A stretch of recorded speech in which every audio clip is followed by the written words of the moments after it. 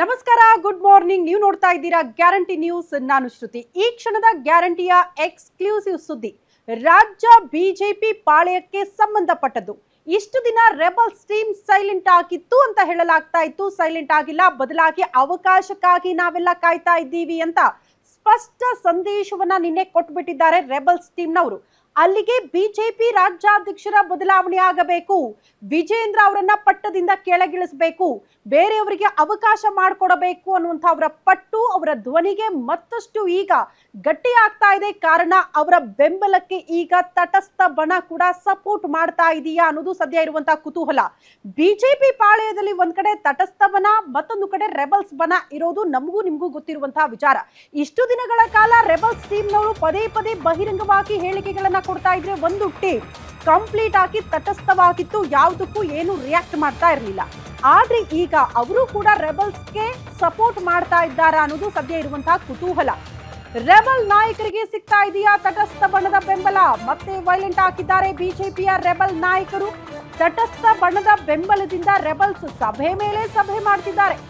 ವಿಜೇಂದ್ರ ವಿರುದ್ಧ ಸಮರ ಸಾರೋದಕ್ಕೆ ತಟಸ್ಥ ಬಣ ಮಾಸ್ಟರ್ ಪ್ಲಾನ್ ಮಾಡ್ಕೊಂಡಿದೆಯಂತೆ. 3 ದಿನಗಳ ಹಿಂದೆ ಖಾಸಗಿ ಹೋಟೆಲ್ನಲ್ಲಿ ಸಭೆ ಸೇರಿತ್ತು ತಟಸ್ಥ ಬಣ. ಸಂಸದ ಬೊಮ್ಮಾಯಿ ಅಶೋಕ್ ನೇತೃತ್ವದಲ್ಲೇ ಈ ತಟಸ್ಥ ಬಣದಿಂದ ಸಭೆ ಆಗಿದೆ ಅನ್ನೋದ್ರ ಡೀಟೇಲ್ ಸಿಗ್ತಾ ಇದೆ. ಈಗಾಗಲೇ ರೆಬಲ್ಸ್ ಜೊತೆ ಮಾತನಾಡಿದ್ದಾರಂತೆ ಪ್ರಹ್ಲಾದ್ ಜೋಶಿ ಅವರು.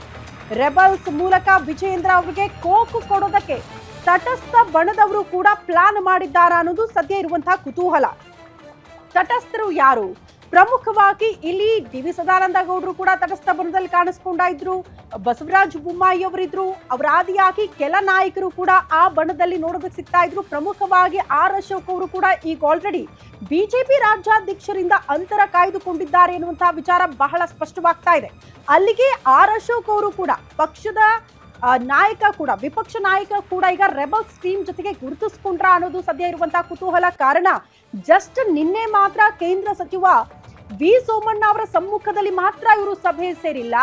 GM ಸಿದ್ದೇಶ್ವರ್ ಅವರ ನಿವಾಸದಲ್ಲಿ ನಡೆದಂತಹ ಸಭೆಯೇ ಅಂತಿಮ ಅಲ್ಲ, ಬದಲಾಗಿ ಆ ಹಿಂದೆ ಕೂಡ ಸಭೆಗಳನ್ನ ಮಾಡಿದ್ದಾರೆ ಗೌಪ್ಯವಾಗಿ.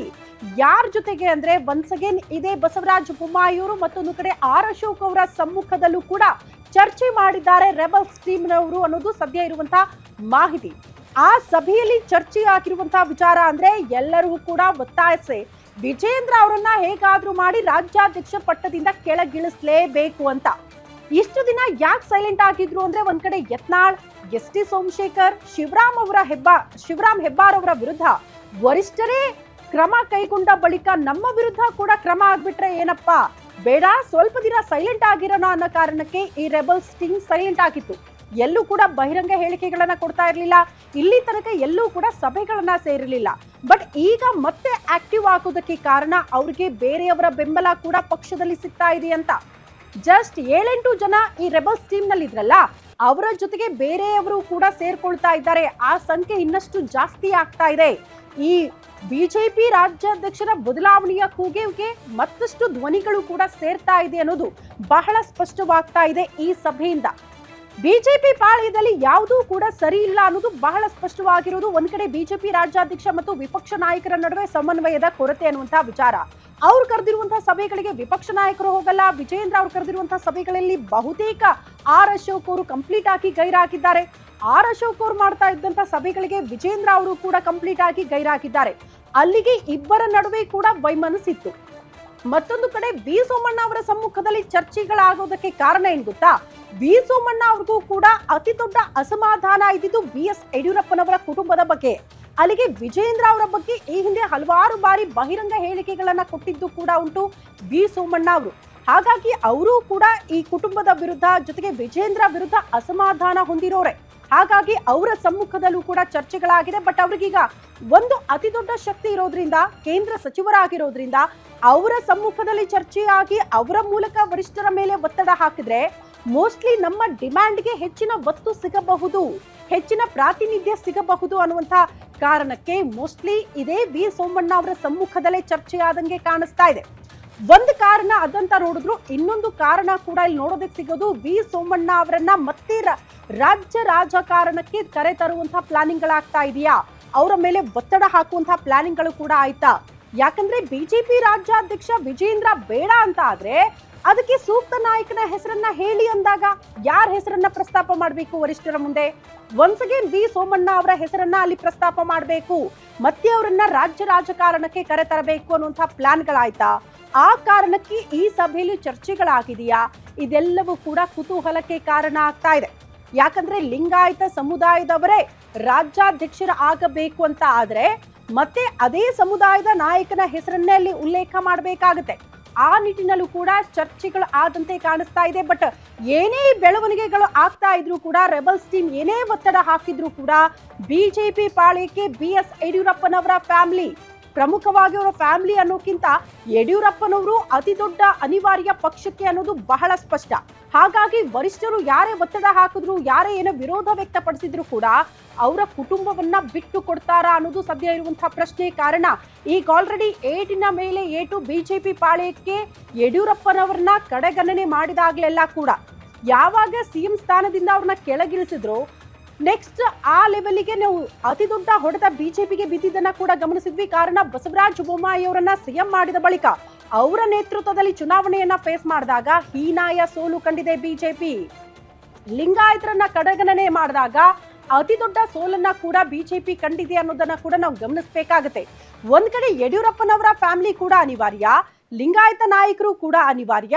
ಹಾಗಾಗಿ ಅದರೆರಡ ಆಚೆಗೂ ಕೂಡ ವರಿಷ್ಠರ ವಿಚಾರಗಳು, ಈ ರೆಬಲ್ಸ್ ಟೀಮ್ ನ ಈ ವಿಚಾರಗಳಿಗೆ ಯಾವ ರೀತಿ ವರಿಷ್ಠರು ಮನ್ನಣೆ ಕೊಡಬಹುದು ಅನ್ನೋದು ಕೂಡ ಸದ್ಯ ಇರುವಂತಹ ಕುತೂಹಲ. ಬಟ್ ಬ್ಯಾಕ್ ಟು ಬ್ಯಾಕ್ ಸಭೆಗಳಂತೂ ಆಗಿದೆ. ಆ ಸಭೆಯಲ್ಲಿ ಹಲವಾರು ವಿಚಾರಗಳಿಗೆ ಸಂಬಂಧಪಟ್ಟಂತೆ ರೆಬಲ್ಸ್ ಟೀಮ್ ಚರ್ಚೆ ಕೂಡ ಮಾಡಿದೆ ಅನ್ನುವಂತಹ ವಿಚಾರ ಒಂದೊಂದೇ ಗೊತ್ತಾಗ್ತಾ ಹೋಗ್ತಾ ಇದೆ. ಬಟ್ ಈಗ ಗಮನಿಸ್ತಾ ಹೋಗೋಣ, ಸಭೆಯಲ್ಲಿ ಯಾವೆಲ್ಲ ವಿಚಾರಗಳು ಚರ್ಚೆ ಆಯಿತು, ಪ್ರಮುಖವಾಗಿ ಅಮಿತ್ ಶಾ ಅವರು ಬಂದಂತಹ ಸಂದರ್ಭದಲ್ಲೇ ಈ ರೀತಿ ಸಭೆಗಳಾಗಿರುವಂತಹ ಉದ್ದೇಶ ಏನು, ಆ ಬಗ್ಗೆ ಡೀಟೇಲ್ಸ್ ಅನ್ನ ಪಡ್ಕೊಳ್ಳೋಣ. ನಮ್ಮ ಪ್ರತಿನಿಧಿ ಕವನ ನೇರ ಸಂಪರ್ಕದಲ್ಲಿ ಜಾಯಿನ್ ಆಗ್ತಿದ್ದಾರೆ. ಕವನ, ಈಗ ಬ್ಯಾಕ್ ಟು ಬ್ಯಾಕ್ ಸಭೆಗಳು ಅಮಿತ್ ಶಾ ಅವರು ಬರುವಂತಹ ಹೊತ್ತಲ್ಲೇ ಆಗ್ತಾ ಇರೋದ್ರ ಬೆಳವಣಿಗೆಯನ್ನ ಗಮನಿಸಿದ್ರೆ ವಿ ಸೋಮಣ್ಣ ಅವರ ಮುಖಾಂತರ ಒತ್ತಡ ಹಾಕುವಂತಹ ಪ್ರಯತ್ನನ, ಅಥವಾ ವಿ ಸೋಮಣ್ಣ ಅವರನ್ನ ಮತ್ತೆ ರಾಜ್ಯ ರಾಜಕಾರಣಕ್ಕೆ ಕರೆ ತರುವಂತಹ ಒತ್ತಡನ, ಸಭೆಯಲ್ಲಿ ಏನ್ ಬೆಳವಣಿಗೆ ಆಗಿದೆ ಅಂತ? ಶ್ರುತಿ, ಖಾಸಗಿ ಕಾರ್ಯಕ್ರಮದ ನಿಮಿತ್ತ ಇದೀಗ ಕೇಂದ್ರ ಗೃಹ ಸಚಿವರಾದಂತಹ ಅಮಿತ್ ಶಾ ಅವರು ರಾಜ್ಯಕ್ಕೆ ಆಗಮಿಸಿದ್ದಾರೆ. ಅದೇ ರೀತಿಯಾಗಿ ಕೆಲ ದಿನಗಳ ಹಿಂದೆ ಅಮಿತ್ ಶಾ ಅವರು ರಾಜ್ಯಕ್ಕೆ ಆಗಮಿಸ್ತಾರೆ ಅನ್ನುವಂತಹ ಸುದ್ದಿ ಗೊತ್ತಾಗ್ತಿದ್ದಂತೆ ಇತ್ತ ತಟಸ್ಥ ಬಣ, ಅದೇ ರೀತಿಯಾಗಿ ರೆಬಲ್ ಬಣದ ನಾಯಕರು ಆಕ್ಟಿವ್ ಆಗಿರುವಂಥದ್ದು. ಯಾಕಂದ್ರೆ ಈಗಾಗಲೇ ಶೀಘ್ರದಲ್ಲೇ ಬಿಜೆಪಿಯಲ್ಲಿ ರಾಜ್ಯಾಧ್ಯಕ್ಷರ ಆಯ್ಕೆ ಆಗುತ್ತೆ ಅನ್ನುವಂತಹ ಎಲ್ಲ ಸೂಚನೆಗಳು ಕೂಡ, ಲಕ್ಷಣಗಳು ಸಹ ಕಾಣಿಸ್ತಾ ಇರೋದ್ರಿಂದ ಈಗ ಎರಡು ಬಣಗಳು ಸಹ ಆಕ್ಟಿವ್ ಆಗಿರುವಂಥದ್ದು. ಈ ಎರಡು ಬಣಗಳು ಕೂಡ ವಿಜೇಂದ್ರ ಅವರ ವಿರುದ್ಧವಾಗೇ ಇರುವಂಥದ್ದು. ಸೊ ಹೀಗಾಗಿ ಅಮಿತ್ ಶಾ ಅವರ ಬಂದ ನಂತರ ಕೇಂದ್ರ ಸಚಿವರಾದಂತಹ ವಿ ಸೋಮಣ್ಣ, ಅದೇ ರೀತಿಯಾಗಿ ಇನ್ನಿತರ ನಾಯಕರ ಮೂಲಕ ಅಮಿತ್ ಶಾ ಅವರಿಗೆ ಸಂದೇಶ ರವಾನೆ ಮಾಡೋದಕ್ಕೆ, ಅದೇ ರೀತಿಯಾಗಿ ಅಂದ್ರೆ ಎರಡು ಬಣಗಳು ಕೂಡ ವಿರುದ್ಧವಾಗಿದೆ,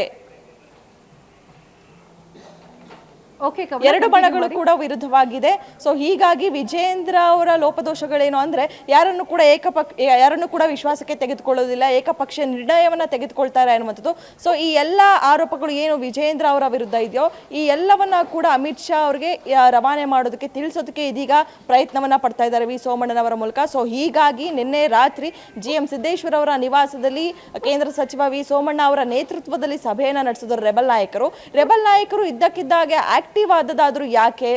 ಯತ್ನಾಳ್ ಉಚ್ಚಾಟನೆ, ST ಸೋಮಶೇಖರ್ ಉಚ್ಚಾಟನೆ, ಅದೇ ರೀತಿಯಾಗಿ ಶಿವರಾಮ್ ಹೆಬ್ಬಾರ್ ಅವರ ಉಚ್ಚಾಟನೆ ಆದ ನಂತರ ಸಭೆಯನ್ನ ಸೇರೋದು ಕೂಡ ಯತ್ನಾಳ್ ಏನು ರೆಬಲ್ ನಾಯಕರು ನಿಲ್ಲಿಸಿದ್ರು. ಆದ್ರೆ ಇದೀಗ ಏಕಾಏಕಿ ನಿನ್ನೆಯಿಂದ ಮತ್ತೆ ರೆಬಲ್ ನಾಯಕರ ಚಟುವಟಿಕೆಗಳು ಗರಿಗೆದರುವಂತಿದ್ದು. ಸೊ ಹೀಗಾಗಿ ಅಂದ್ರೆ ತಟಸ್ಥ ಬಣದ ನಾಯಕರು ಕೆಲ ದಿನಗಳ ಹಿಂದೆ, ಅಂದರೆ 3 ದಿನಗಳ ಹಿಂದೆ ಖಾಸಗಿ ಹೋಟೆಲ್ನಲ್ಲಿ ವಿಪಕ್ಷ ನಾಯಕರಾದಂತಹ R ಅಶೋಕ್, ಅದೇ ರೀತಿಯಾಗಿ ಶಾಸಕ ಸುನಿಲ್ ಕುಮಾರ್, ಅದೇ ರೀತಿಯಾಗಿ ಸಂಸದ ಬೊಮ್ಮಾಯಿ ಅವರ ಈ ನೇತೃತ್ವದಲ್ಲಿ ಸಭೆಯನ್ನ ನಡೆಸಿದ್ದಾರೆ. ಸೊ ಹೀಗಾಗಿ ಅಂದ್ರೆ ಈ ಹಿಂದೆಯಿಂದಲೂ ಕೂಡ ರೆಬಲ್ ಬಣದ ನಾಯಕರ ಬೆಂಬಲಕ್ಕೆ ತಟಸ್ಥ ಬಣದ ನಾಯಕರು ಪರೋಕ್ಷವಾಗಿ ನಿಂತಿದ್ರು. ಸೊ ಹೀಗಾಗಿ ಅಂದ್ರೆ ಯಾರ ಒತ್ತಡಕ್ಕೂ ಕೂಡ ನೀವು ಮಣಿಬೇಡಿ, ಯಾವುದೇ ರೀತಿಯಾದಂತಹ ವಿಶ್ವಾಸಕ್ಕೆ ತೆಗೆದುಕೊಳ್ಳೋದಕ್ಕೆ ಪ್ರಯತ್ನ ಪಡ್ತಾರೆ, ಆದ್ರೂ ಕೂಡ ವಿಶ್ವಾಸಕ್ಕೆ ಹೋಗಬೇಡಿ ಅನ್ನುವಂತಹ ಮಾತುಗಳು. ಅದೇ ರೀತಿಯಾಗಿ ನಾವು ನಿಮ್ಮ ಜೊತೆ ಇದ್ದೀವಿ, ಯಾವುದೇ ಕಾರಣಕ್ಕೂ ಕೂಡ ವಿಜೇಂದ್ರ ಅವರನ್ನ ಮುಂದುವರಿಯೋದಕ್ಕೆ ಬಿಡಬಾರ್ದು, ವಿಜೇಂದ್ರ ಅವರನ್ನ ಹೊರತುಪಡಿಸಿ ಬೇರೆ ಯಾರಾದ್ರೂ ಕೂಡ ರಾಜ್ಯಾಧ್ಯಕ್ಷರಾದ್ರೂ ಓಕೆ ಅನ್ನುವಂತಹ, ಅಂದ್ರೆ ನಿಮ್ಮ ಬೆಂಬಲಕ್ಕೆ ನಾವು ಇದ್ದೇವೆ ಅನ್ನುವಂತಹ ತಟಸ್ಥ ಬಣ ಈಗ ರೆಬಲ್ ಬಣದ ನಾಯಕರಿಗೆ ಸೂಚನೆಯನ್ನ ಕೊಟ್ಟಿದ್ದಾರೆ. ಸೊ ಹೀಗಾಗಿ ರೆಬಲ್ ನಾಯಕರು ಕೂಡ ಇದೀಗ ಮತ್ತೆ ಆಕ್ಟಿವ್ ಆಗಿರುವಂತದ್ದು.